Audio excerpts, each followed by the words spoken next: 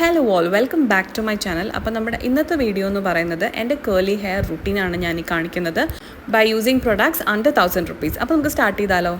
So ഇതാണ് ഇപ്പോൾ എൻ്റെ ഒരു ഡേ 3th അവസ്ഥ. 3 ദിവസമായി ഹെയർ വാഷ് ചെയ്തിട്ട്. സാധാരണ ഹെയർ വാഷ് ചെയ്യുന്നത് ഒന്നരാടൊക്കെ ആയിരിക്കും. അപ്പോൾ എനിക്ക് ഇന്നലെ കുറച്ച് വർക്ക് ഉള്ളത് കൊണ്ട് ഞാൻ മുടി വാഷ് ചെയ്തില്ല.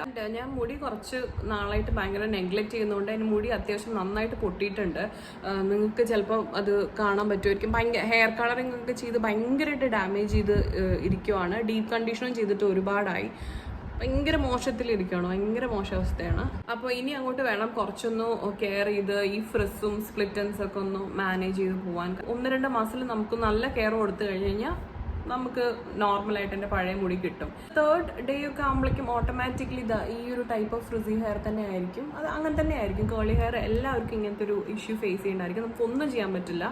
അപ്പോൾ നമ്മുടെ ഫസ്റ്റ് സ്റ്റെപ്പ് എന്ന് പറയുന്നത് നമുക്ക് പ്രീ പൂ ചെയ്യണം. പ്രീ പൂ എന്ന് പറഞ്ഞു കഴിഞ്ഞാൽ നമ്മൾ ഹെയർ ഓയിലിങ്ങിനെയാണ് നമ്മൾ പറയുന്നത്. അതായത് ഒരു മൈൽഡ് കണ്ടീഷനിങ് മാതിരിയാണ് നമ്മൾ ഈ പ്രീ പൂ കൊണ്ട് ഉദ്ദേശിക്കുന്നത്.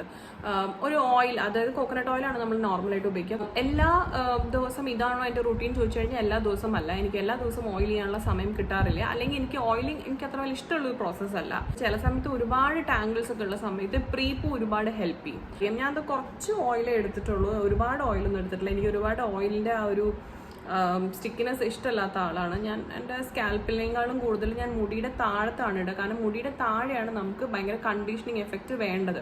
ഡാൻഡ്രഫ് ഉള്ള ആൾക്കാർ മാക്സിമം ഓയിൽ സ്കാൽപ്പിൽ ഇടാതെ നോക്കുക. അത് കുറച്ചും കൂടി അഗ്രിവേറ്റ് ചെയ്യും. നോർമൽ ആൾക്കാർക്ക് ഇടാൻ കുഴപ്പമൊന്നുമില്ല. അപ്പം ഞാൻ മാക്സിമം മുടിയുടെ എൻഡ്സ് കോൺസെൻട്രേറ്റ് ചെയ്ത് ഇടുക. അപ്പം നമുക്കിത് ഇട്ട് തുടങ്ങാം. അപ്പോൾ നമുക്ക് ഹെയർ ഓയിൽ ചെയ്യുന്ന സമയത്ത് ഒന്നല്ലെങ്കിൽ ഇളം ചൂടായിട്ടുള്ള ഓയിൽ എടുക്കാം, അല്ലെങ്കിൽ നമ്മൾ നോർമൽ ഓയിൽ എടുത്ത് അത് കൈൻ്റെ ഇടയിലൊന്ന് ചൂടാക്കിയിട്ട് നമുക്ക് അപ്ലൈ ചെയ്ത് കൊടുക്കാം. ആദ്യം ഞാൻ സ്കാൽപ്പിൽ ഒരു 5 minutes നന്നായിട്ട് മസാജ് ചെയ്തു. അതിനുശേഷം മുടീൻ്റെ എൻഡ്സിലൊക്കെ നന്നായിട്ട് ഞാൻ ഓയിൽ ചെയ്ത് കൊടുത്തിട്ടുണ്ട്. എന്നിട്ടൊന്ന് ടൈ ചെയ്ത് വെച്ചു. അപ്പോൾ നമ്മൾ പ്രീ പൂ ചെയ്ത് കഴിഞ്ഞിട്ടുണ്ട്. ഇനി 20 minutes കഴിഞ്ഞിട്ട് നമുക്ക് ഷാംപൂ വാഷ് ചെയ്യാം. അപ്പോൾ നമുക്കിപ്പോൾ ഓൾമോസ്റ്റ് 20 minutes കഴിഞ്ഞിട്ടുണ്ട്. നമുക്കിനി ഹെയർ വാഷ് ചെയ്യാൻ തുടങ്ങാം. എൻ്റെ കയ്യിൽ ഇപ്പോൾ ഞാൻ ഉപയോഗിക്കുന്ന 2 ഷാംപൂ ആണിത്. ഒന്ന് ബഡ്സ് ആൻഡ് ബെറീസിൻ്റെ ഷാംപൂ ആണ്. Rice water and chia seed എന്ന് പറഞ്ഞൊരു ഷാംപൂ ആണിത്. നെക്സ്റ്റ് വന്നിട്ട് കേൾ ക്ലെൻസിൻ്റെ ഒരു ഷാംപൂ ആണ് ബൈ കേൾവാന. നമ്മൾ ഓയിലൊക്കെ പെട്ടെന്ന് വാഷ് ഔട്ട് ചെയ്യാൻ ഇതാണ് ഏറ്റവും നല്ലത്. സോ ഞാൻ ഇതാണ് ഇപ്പോൾ തൽക്കാലം ഉപയോഗിക്കുന്നത്. നമുക്ക് അധികം പ്രീ പൂ ചെയ്യാത്ത സമയത്ത് ഞാൻ ഈ ഒരു മൈൽഡ് ഷാമ്പു, കാരണം ഞാൻ ഓൾമോസ്റ്റ് എല്ലാം ഒന്നരാടും തല കുളിക്കുന്ന സമയത്ത് ഒരുപാട് നമുക്ക് ഇങ്ങനെ നമ്മുടെ നാച്ചുറൽ ഓയിൽസ് സ്ട്രിപ്പ് ഓഫ് ചെയ്യേണ്ട കാര്യമില്ല. അപ്പോൾ നമുക്ക് വളരെ മൈൽഡായിട്ടുള്ളൊരു ഷാമ്പു മതി. അപ്പോൾ ഇത് തന്നെ ഉപയോഗിച്ചാൽ മതി. ഇന്നത്തേക്ക് ഞാനിപ്പോൾ ഇതാണ് ഉപയോഗിക്കുന്നത്. കാരണം നമ്മൾ പ്രീ പൂ ചെയ്തത് കൊണ്ട് ഒരുപാട് ഓയിൽ നമുക്ക് വാഷ് ഔട്ട് ചെയ്യാനുണ്ട്. അതിൻ്റെ റെമനൻസ് ഒന്നും പാടില്ല. അപ്പോൾ അതുകൊണ്ട് ഞാൻ ഇതാണ് ഉപയോഗിക്കുന്നത്. അപ്പോൾ എപ്പോഴും ഷാമ്പു ഉപയോഗിക്കുന്ന മാതിരി നമ്മൾ കുറച്ച് പ്രൊഡക്റ്റ് എടുക്കുക, നന്നായിട്ട് വെള്ളമായിട്ട് മിക്സ് ചെയ്തിട്ട് നമുക്ക് സ്കാൽപ്പിൽ അപ്ലൈ ചെയ്ത് തുടങ്ങാം. ആൻഡ് നമ്മൾ ഷാമ്പു അപ്ലൈ ചെയ്യുന്ന സമയത്ത് ഒരുപാട് ക്വാണ്ടിറ്റിയിലൊന്നും ഷാമ്പു എടുക്കേണ്ട ഒരു ആവശ്യമില്ല. മോസ്റ്റ്ലി എല്ലാ ഷാമ്പൂസും നന്നായിട്ട് ലാദർ ചെയ്യും, കുറച്ച് വെള്ളം ആഡ് ചെയ്ത് കൊടുത്തു കഴിഞ്ഞാൽ. അതുകൊണ്ട് എപ്പോൾ ലാദർ വരാത്ത സമയത്ത് നിങ്ങൾക്ക് എക്സ്ട്രാ കുറച്ച് വെള്ളം ആഡ് ചെയ്ത് കഴിഞ്ഞാൽ അത് നന്നായിട്ട് ലാദർ ചെയ്ത് വരും. അതുകൊണ്ട് ഒരുപാട് ഓവർ യൂസ് ഓഫ് പ്രൊഡക്റ്റ് ചെയ്യേണ്ട ആവശ്യമില്ല. അപ്പോൾ അതാ നമ്മൾ സ്കാൽപ്പും താഴത്തോട്ടുള്ള മുടിയൊക്കെ നന്നായിട്ട് ക്ലീൻ ചെയ്തിട്ടുണ്ട്. ഇത് നന്നായിട്ടൊന്ന് ചുറ്റിയിട്ട് ഞാനൊരു സ്ക്വീസ് ചെയ്ത് കൊടുക്കുന്നുണ്ട് എക്സസ് ഓഫ് വാട്ടർ കളയാൻ വേണ്ടിയിട്ട്. നെക്സ്റ്റ് പ്രോസസ്സ് വന്നിട്ട് നമ്മുടെ കണ്ടീഷണർ യൂസ് ചെയ്യുന്നതാണ്. ഞാൻ ഉപയോഗിക്കുന്നത് ലോറിയൽ പാരിസിൻ്റെ കണ്ടീഷണറാണ്. ഞാൻ ഒരുപാട് നാളായിട്ട് ഇതെൻ്റെ 3-4ാമത്തെ ബോട്ടിലാണ്. ഇതാണ് ഉപയോഗിക്കുന്നത്. ഇതല്ലെങ്കിൽ പാൻറ്റീൻ്റെ ഒരു കണ്ടീഷണർ ഉണ്ട്, ഞാൻ ലിങ്ക് താഴത്ത് കൊടുക്കാം. ഇത് 2 ഞാൻ ഏറ്റവും കോമൺ ആയിട്ട് ഉപയോഗിക്കുന്നത്.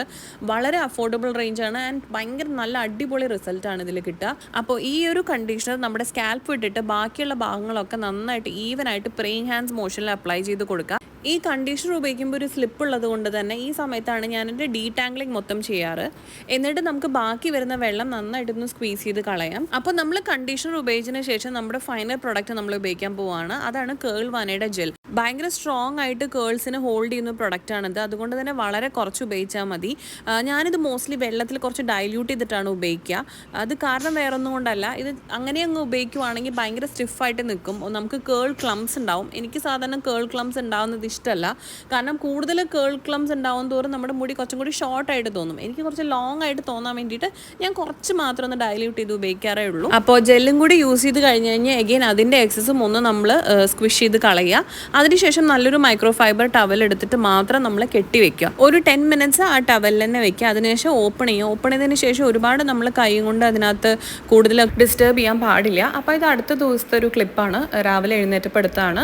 അപ്പോൾ അത്യാവശ്യം നന്നായിട്ട് ഇപ്പോൾ കേൾസ് ഫോം ചെയ്തിട്ടുണ്ട്. ഇനി കുറച്ചും കൂടി നിങ്ങൾക്ക് കേളിങ് ഇത് വേണമെങ്കിൽ നിങ്ങൾ കുറച്ചും കൂടി ലീവ് ഇൻ ക്രീം അല്ലെങ്കിൽ നമ്മൾ കോയിലിംഗ് മെത്തേഡ്സ് ഒക്കെ ട്രൈ ചെയ്യുക. നിങ്ങൾക്ക് കുറച്ചും കൂടി നല്ല കേളിങ് എഫക്റ്റ് കിട്ടും. എനിക്ക് ഓട്ടോമാറ്റിക്കലി എൻ്റെ കേളി ഹെയർ ആയതുകൊണ്ട് തന്നെ ഇത്രയും ചെയ്താൽ തന്നെ നല്ല കേൾസ് ഡെവലപ്പ് ആവും. ഇപ്പോൾ എൻ്റെ കേളി ഹെയർ എനിക്ക് ഭയങ്കര ഇഷ്ടമാണ്. പക്ഷേ ഒരു സമയത്ത് എൻ്റെ കോളേജ് പഠിക്കുന്ന സമയത്തൊക്കെ എനിക്കിത് വെറുപ്പായിരുന്നു. എനിക്ക് എങ്ങനെയെങ്കിലും സ്ട്രെയിറ്റ് ആയിട്ടുള്ള ഹെയർ വേണമെന്നായിരുന്നു. അങ്ങനെ ഞാൻ 3-4 പ്രാവശ്യം സ്ട്രെയിറ്റനിങ്ങും സ്മൂത്തനിങ്ങും ഒക്കെ ചെയ്തിട്ടുണ്ട്. അതിനുശേഷമാണ് ഞാൻ ഈ കേളി ഗേൾ മെത്തേഡിനെ പറ്റി അറിഞ്ഞത്. ഞാനൊന്ന് ട്രൈ ചെയ്യാൻ നോക്കി. ട്രൈ ചെയ്തപ്പോൾ എന്താ നല്ല ബ്യൂട്ടിഫുൾ ആയിട്ടുള്ള കേൾസ്. നമ്മുടെ ആൾക്കാരുടെ അടുത്ത് എവിടെ പോയാലും എനിക്ക് ആൾക്കാർ വന്ന് ചോദിക്കും ഇത് എങ്ങനെ ചെയ്യുന്നതെന്നൊക്കെ.